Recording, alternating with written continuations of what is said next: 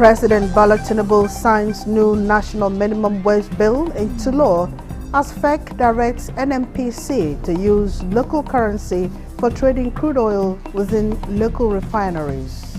For any victim who is willing to go back to school, we support them into doing that. And we are currently supporting about 38 victims. NAPTIP Town Hall Dialogue raises awareness to foster collaboration against human trafficking.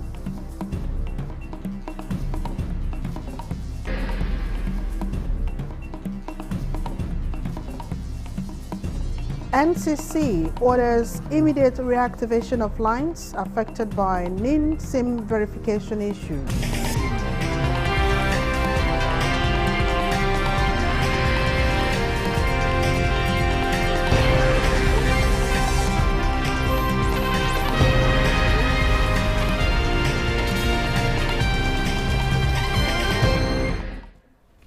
Hello and welcome to the News Desk at 6 on Nta News24. We are live in Abuja. Thank you for joining us. I am Nta News.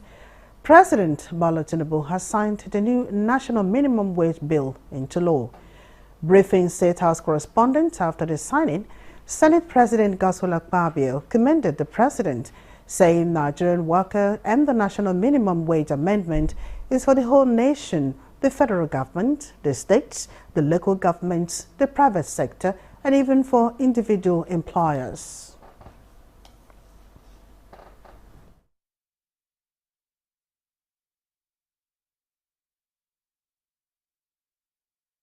So I think this is a great day for the workers in the country. We are not only doubling the minimum wage, we have added something on top. Initially it was 30,000, now it is 70,000. Like I said, this is minimum. This is not maximum. Any employer that has a capacity can pay as much as you want, but no Nigerian worker will offer services and be paid anything less than 70,000 from today. That is the implication of this act. It applies all over the nation. And we're excited that this is happening at a time like this, through President Bola Tinubu, a man who cares for the Nigerian workers. And you've seen what we are doing in the National Assembly. When he came, the entirety of the National Assembly moved and passed the bill in one day out of excitement. We felt that this was not something we could delay. So I think the workers are happy.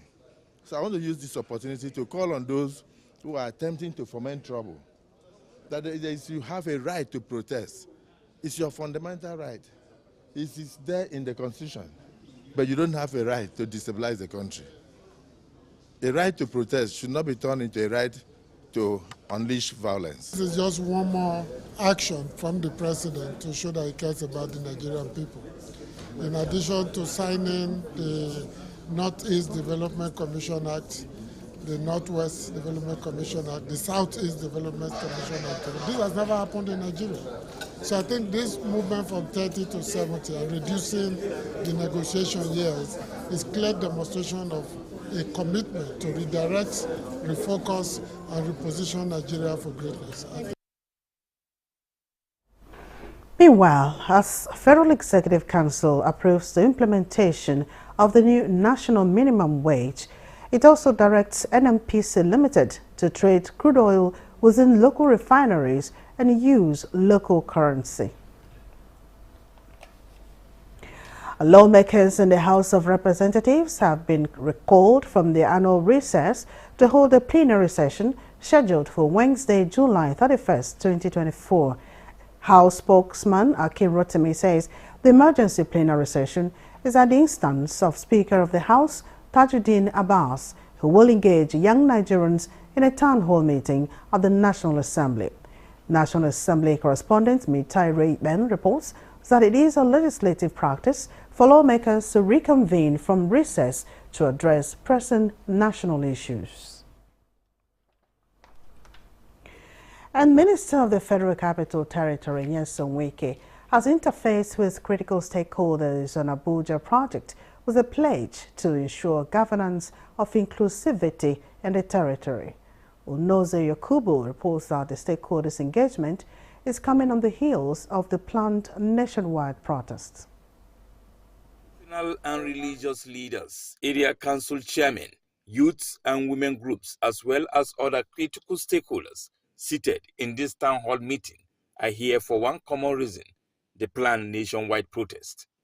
Speakers at the event, while appealing to the residents to not take part in the demonstration, solicit government's intervention in the area of youth engagement and empowerment that will enhance their well-being. Consider the insecurity in our country and share your protest, as some unpatriotic citizens will hide under the protest to commit heinous crimes. We can achieve peace, development, growth. All our problems cannot be solved through violence. Don't let them use you to achieve their selfish political intention. FCT, being the symbol of Nigeria, we say no to the national protest that is about to happen. We also know that people can hijack this process, and then in the end, it is the people themselves that will suffer. After listening passionately to the agitations of the stakeholders, FCT Minister Yesen Wiki assures of government's readiness to rekindle the hope of Nigerians, calling for change of mind on the planned protest. Abuja has totally changed. Some people are even missing roads to their houses because of the drastic change in FCT. So why do we allow some people that are faceless to destroy what we have started? I'm not saying that people should not protest, but not protest that is aimed at destabilizing government. All of us suffered what happened in NSAS, and we lost so many people, both the police, both our young men and the women. This place, we cannot afford to allow the capital city, where the international community is, to be where people will want to practice how to be violent. We will not allow that. The resolution at the engagement meeting is that no to the planned nationwide demonstration because of its consequences. Onuze Yakubu, Nta News. Meanwhile, the Abia State Command of Nigerian Police has warned that it will not condone any form of rascality and breakdown of law and order in the name of protests. The State Commissioner of Police, Kennechuku Onwemelie, gave the warning while briefing journalists on successes recorded so far in crime fighting. Jude Obiora reports. The commissioner, who noted the right of citizens to protest and express their grievances, warned that such rights should be carried out peacefully without breaching public peace. So if we draw from the lessons of the 2020 NSAS, we should learn from the mistakes of NSAS. So Kenya, what happened in Kenya is not a good thing, and we shouldn't be learning from a bad thing. The commissioner also paraded 8 suspects who were arrested from different parts of the state for various criminal offenses, ranging from armed robbery, kidnapping, possession of hard drugs, and child trafficking. He said the command has succeeded in reducing crime in the state. One of the suspects who spoke to journalists confessed to the crime. Because I know how so I go here to do a fire up walk. They now tell me the price. So I now in my house because I'm living at the Abba. So this my friend that is here with one of his friends. They don't do arrangement of the bike already. However, some of the suspects previously paraded have been taken to court for prosecution. The commissioner appealed to members of the public to always offer meaningful information that can assist the police in crime fighting. From police headquarters in Umuahia, Judo Bera, NTA News. The National Agency for the Prohibition of Trafficking in Persons, NAPTIP, organized a town hall meeting dialogue with community stakeholders in raising awareness and fostering collaboration in the fight against the menace of human trafficking. Amina Baba Suleiman reports that the event is part of the activities marking the 2024 World Day Against Trafficking in Persons. Sure, they told you what you come and do here. I said, sir, they told me it's Italy for house help. He said, is it your father that owns the house that you want to go and do house help for in Italy? That I should let you know you are coming for prostitution here in Libya. Leave no child behind in the fight against trafficking in persons is the theme of the 2024 World Day Against Trafficking in Persons, observed July 30th every year. It reminds countries on the prevent of trafficking, protect victims, and prosecute perpetrators. Aligning the town hall meeting with this International Day, NAPTIP demonstrates commitment to the collective effort in combating human trafficking in Nigeria.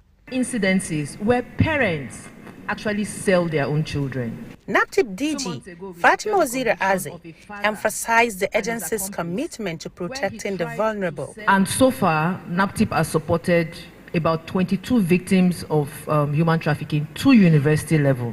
And we do that just to enhance their employability. You know, for any victim who is willing to go back to school, we support them into doing that. And we are currently supporting about 38 victims. The dialogue was organized in collaboration with local government authorities, civil society organizations, and community leaders. Video presentation brings to reality the testimonies from survivors of child trafficking. I have to just do the drugs so that I'll be able to do what they want. If not, I'll be flogged. And the flog is not just normal flog, as in mercilessly. I know how many girls died there, aside from the ones that died on the road. As the global community unites to combat human trafficking, NAPTIP's Town Hall dialogue serve as beacon of hope for vulnerable children. Amina Baba Sleeman, NTA News. Acknowledging the inconvenience caused by the recent disconnections, the Nigerian Communications Commission has directed all telecom operators to immediately reactivate all lines that were disconnected over the weekend. A statement by the Director of Public Affairs, Ruben Moka, indicates that this reactivation is a temporary measure to provide consumers with a limited period to properly link their NINs with their SIMs. Consumers are urged to take advantage of this grace period to avoid further disruptions. Over the weekend, numerous telecom subscribers were unable to access their phone lines due to issues related to verifying their national identification numbers NINs with their subscriber identification modules SIMs. The mandatory linkage of NIN with SIMs was initiated in December 2020 when the government directed telecommunications companies to deactivate unregistered SIM cards and those not linked to NINs.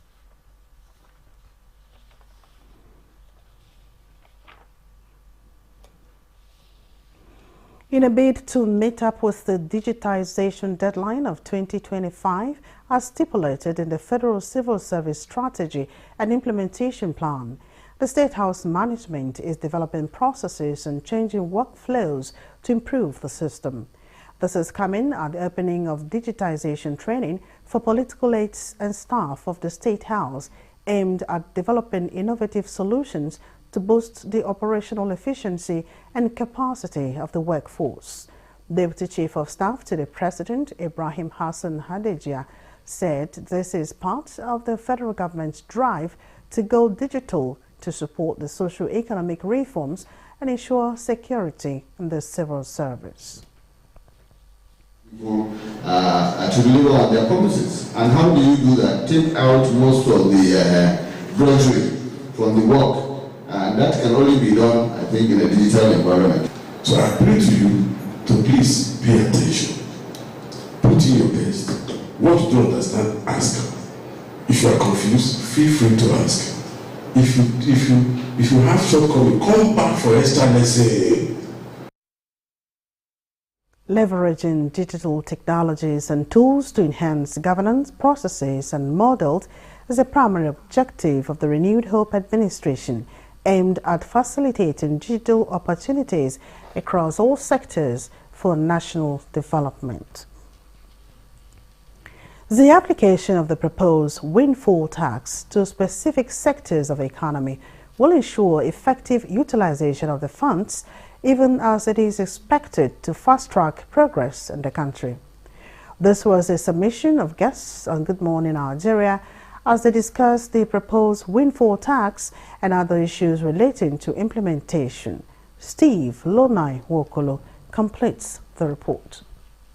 A windfall tax is a tax levied by governments on companies that have unexpectedly benefited from certain economic conditions that have resulted in significant profits.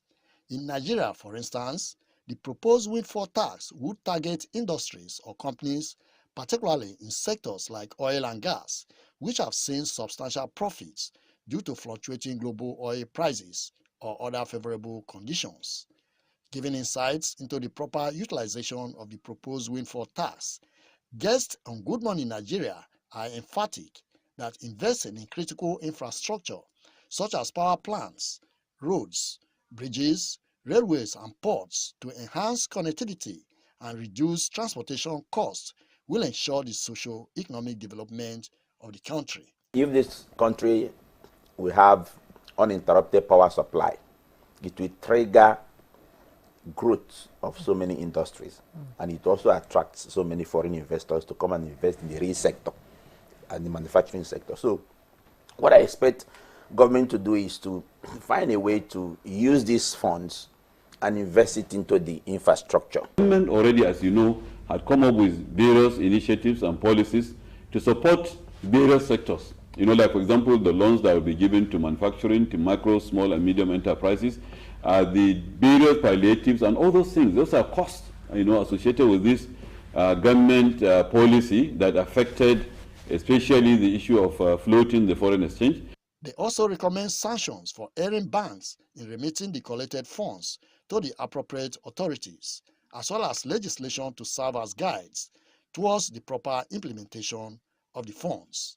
When Nigerians complain, we listen and we do what they want. We don't just sit down and go with the executive. No, we are independent arm of government and we are for Nigerians. But let me tell you why I don't want to knock National Assembly. I want to encourage them to complete the job. Year on year, the federal government will bring the bill and the budget. You always go away and scrutinize this budget. You will find things that you think ought to receive more attention. You just go and deal with that by increasing the benchmark price for. Effective utilization of the windfall tax requires robust planning, transparency, and accountability to ensure that the funds are directed towards impactful and sustainable development projects that will benefit the majority of Nigerians. In Abuja, Steve Lonai Nwaokolo, Nta News. This is the news desk at 6 on Nta News24. Please stay tuned for more reports after the break. Nigeria, a land of rich culture and diverse voices, where every voice matters. In times of disagreement, let's choose dialogue over discord. Together, we can find solutions through understanding and respect. Let's build a stronger Nigeria, one conversation at a time. Dialogue, not protest. Unity, not division. Nigeria, united in dialogue.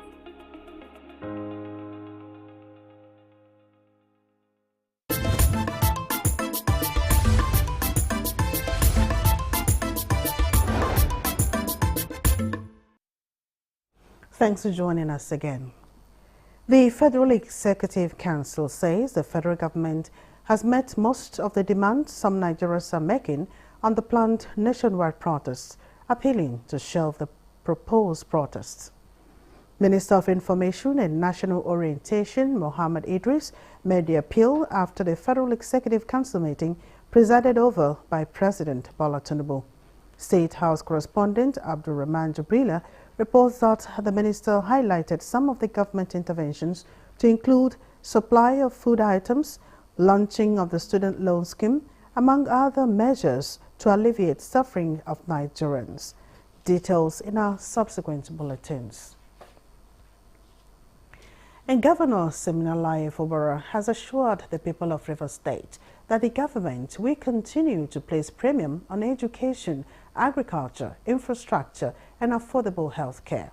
He maintains that his peaceful disposition is key to attracting more investors to the state, Osinachi Samuel reports that the governor was speaking at the grand finale of a door-to-door sensitization of a Huda West simplified movement in Rivers State. Simplified Movement is a support group created by Rivers residents to drum support for Governor Siminalayi Fubara towards the development of the state, while urging all to support the government, not to form a parallel government. This time is the turn of the group in Huda West local government area.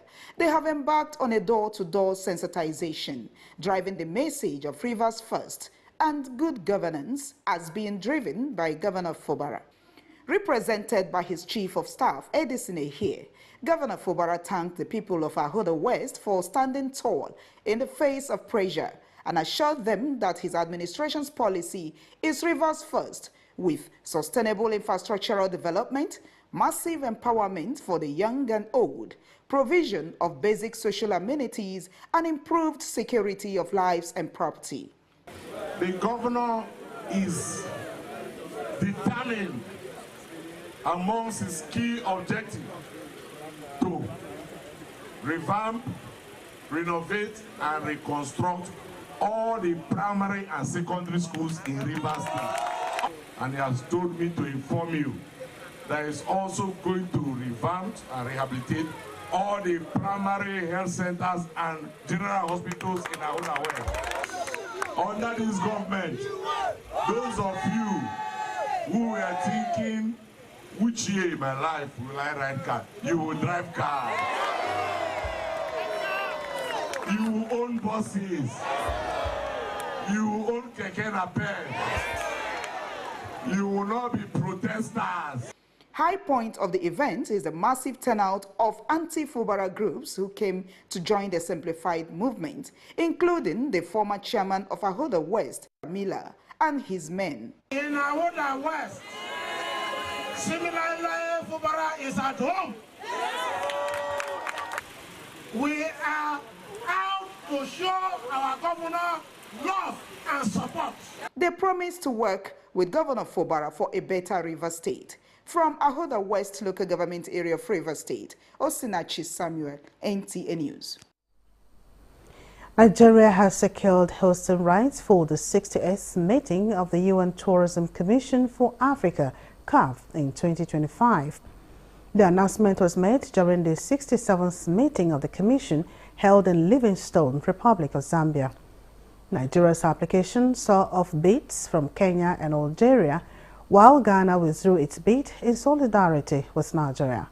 The Minister of Tourism, Lola Adejon, in a statement, expressed gratitude to member states for supporting the country, saying the feat demonstrates Nigeria's growing influence and commitment to promoting tourism as a pivotal sector for economic development and cultural exchange. Nigeria's selection to the minister is a reflection of its rich history and experience in hosting significant international tourism events. The country has previously hosted the CAF meetings in 2002, 2008, 2012, and 2018. Next is sports news.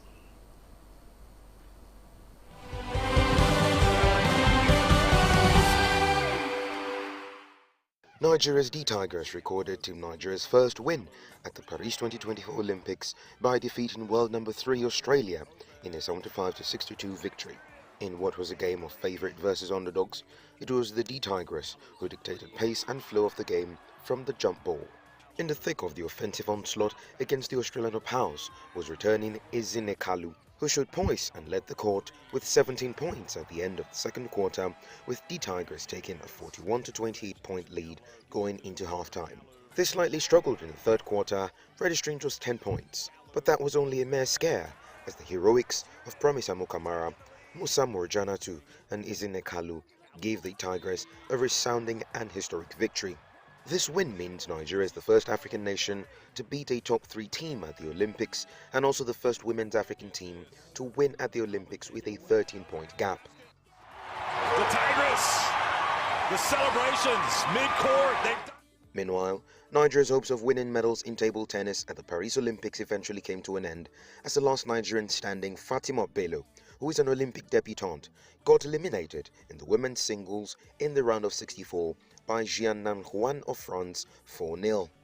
Bello struggled to keep up with Huan's swiftness and precision right from the first set as she scored only a point. The struggle continued across successive sets, failing to score a double-figured point throughout the game. Since the inception of table tennis at the 1988 Olympics, this is the first time that no Nigerian table tennis player registered at least one win.